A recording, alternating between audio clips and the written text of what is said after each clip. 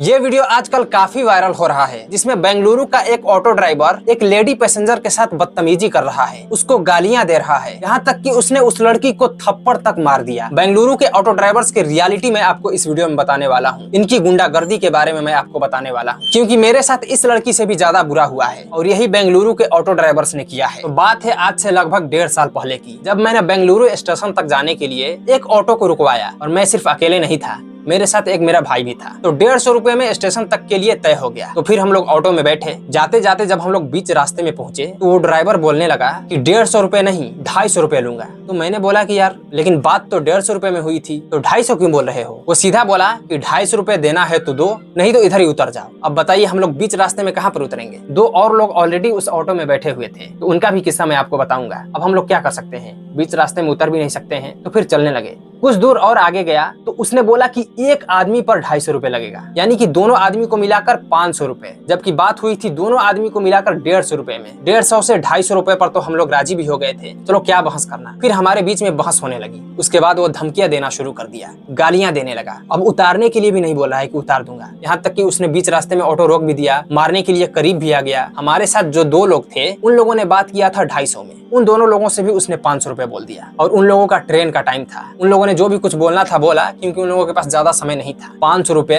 निकाल कर वो लोग दे दिए, खुशी से बिल्कुल भी नहीं, उनके दिल से बद्दुआ ही निकला होगा। लेकिन हमारे पास बहुत ही ज्यादा समय था। मैंने बहुत कोशिश किया कि भाई 150 से कम 300 तक आ जाए, लेकिन वो नहीं माना। गालियां भी खाना पड़ा, उसने धमकी भी दिया और आखिर में मुझे 400 रुपए देना ही पड़ा। तो भाई मैंने 400 रुपए उसको दे तो दिया, लेकिन उसके लिए दिल से बहुत ही ज्यादा बद्दुआ निकली, क्योंकि धमका कर, उसने डरा कर, गालियां देकर पैसा लिया था, तो बद्दुआ तो निकलना ही था। और उधर से हम लोगों को रिटर्न भी आना था। तो हम लोग जब रिटर्न आए, फिर हम लोग जब बेंगलुरु स्टेशन पर पहुंचे तो बहुत सारी ऑटो लगी हुई थी, और जहां तक हम लोगों को पहुंचना था वहां के लिए कोई बस नहीं चल रही थी। कोई 1-2 बस चल रही थी, लेकिन उसके लिए हमें बहुत ही ज्यादा इंतजार करना पड़ता। फिर भी हम लोग इंतजार कर रहे थे। मैंने ठान लिया था कि हम लोग ऑटो पर बिल्कुल भी नहीं बैठेंगे। तभी एक ऑटो ड्राइवर आया हम लोगों के पास, पूछा कि कहाँ जाना है। तो हम लोगों ने बोला कहीं नहीं। फिर भी वो बहुत बात करने लगा। वो बोलने लगा कि यहाँ पर बस नहीं चलती है, ऑटो पकड़कर चले जाओ। तो मैंने उससे पूछा कि दोनों लोगों का किराया कितना लोगे? तो उसने बोला 100 रुपए। तो मैंने बोला कि यार ऐसा मत करना कि अभी आप 100 रुपए बोल रहे हो और बाद में आगे जाकर आप कुछ और बोलने लगो। तो बोला नहीं 100 रुपए मैं तुमको वहां तक छोड़ कर आऊंगा जहाँ जाना है। तो हम लोगों ने सोचा कि चलो, एक ड्राइवर था जिसने धोखा किया था,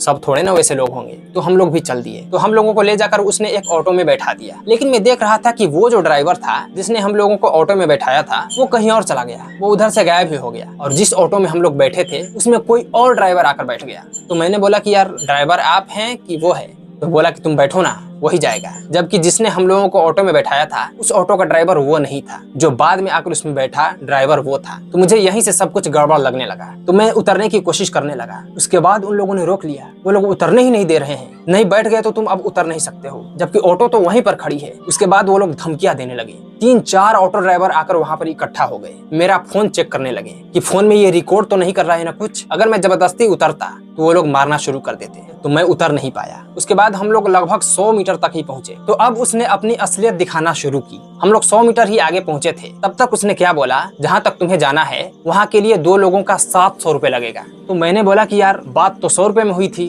तो उसने उस ड्राइवर को बुलाया। वो ड्राइवर आगे आगे जा रहा था अपनी गाड़ी में। पता नहीं आपस में वो लोग क्या बात किए। उसके बाद ये बंदा बोलने लगा कि 700 रुपए ही लगेगा। तो मैंने बोला कि मैं नहीं जाऊंगा फिर। उसके बाद वो उतरने भी नहीं दे रहा है। लेकिन मैंने ठान लिया था, चाहे कुछ भी हो जाए, चाहे मुझे मार ही क्यों ना खाना पड़े, लेकिन 700 रुपए तो मैं बिल्कुल भी नहीं दूंगा। उसके बाद वो धमकियां देना शुरू कर दिया, गंदी गंदी गालियां देने लगा। फिर मैंने अपने फादर के पास फोन लगाया और फोन लगाकर उससे मैंने बात कराया। और उसने मेरे सामने ही मेरे फादर को भी गालियां देने लगा। उनको भी बुलाने लगा कि आओ तुझे बताते हैं, ऐसा कर देंगे वैसा कर देंगे। बहुत लंबा समय तक बहस चलने के बाद लास्ट में उसने बोला कि दोनों लोगों का 200 रुपए दो, फिर मैं उतरने दूंगा। सिर्फ 100 मीटर हम लोग आगे गए थे। तो मैंने बोला कि 100 रुपए बस मेरे पास है। मैंने अपने पॉकेट से 100 रुपए निकाल कर उसको दे दिया। तो उसने हाथ में ले लिया और बोला कि 100 रुपए और दो। मैं बोला कि मेरे पास नहीं है। बोला कि 200 रुपए ही लगेगा। मैं बोला कि मेरे पास 200 रुपए नहीं है। मैं भी अड़ गया था। तो उसने 100 रुपए लिया। उसके बाद एक पंच मेरे यहाँ पर मारा और यहाँ पर चोट भी आई थी मुझे। बहुत दिनों तक यहाँ पर दर्द कर रहा था मेरा। हम लोग सिर्फ 100 मीटर तक गए, 100 रुपए भी दिए, गालियां भी खाए, मेरे फादर भी गालियां खाए, धमकियां भी सुनी,